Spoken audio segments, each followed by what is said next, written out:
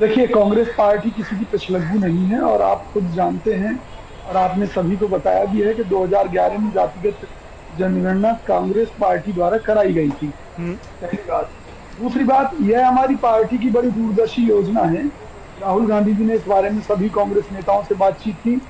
आज देश में आरक्षण एक बहुत बड़ा मुद्दा है और उसके चलते देश और समाज में आपसी मतभेद बढ़ते जा रहे हैं।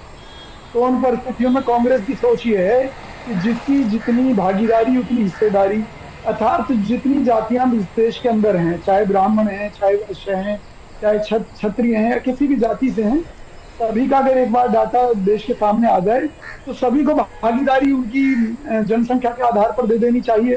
तो निश्चित तौर पर सभी लोग आपस में मिलकर रहेंगे, देश में ये आपसी झगड़े भी खत्म हो जाएंगे।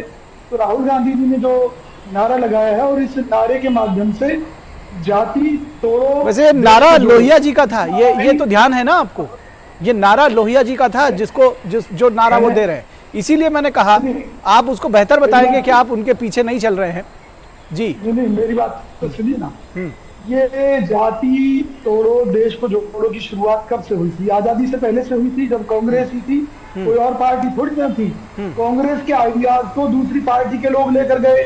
लोहिया जी ने भी कांग्रेस की कुछ लाइनें ले ली और फिर उनके आधार पर उन्होंने देश में राजनीति शुरू की। तो ये कहना गलत होगा कि कांग्रेस किसी की विचारधारा को चुराती है या उसके ऊपर चलती है। हमारी अपनी विचारधारा है, देश के लिए है, और अब हम चाहते हैं कि देश के प्रत्येक तबके को, चाहे वो ब्राह्मण ही क्यों ना हो, उसका हक मिलना चाहिए और जातिगत जनगणना के आधार पर उन्हें उनका हक ये मिल सवाल सकता तो है। जरूर, ये सवाल तो नैतिक लाभ लेना है। हम ये कहते हैं कि अगर भाजपा ये मानती है कि भी हम विकास की राजनीति नहीं करते या हम विनाश की राजनीति कर रहे हैं या जातिवाद की राजनीति कर रहे हैं, तो सरकार के पास सीधा सा फार्मूला है, देश में से आरक्षण को खत्म कर दे।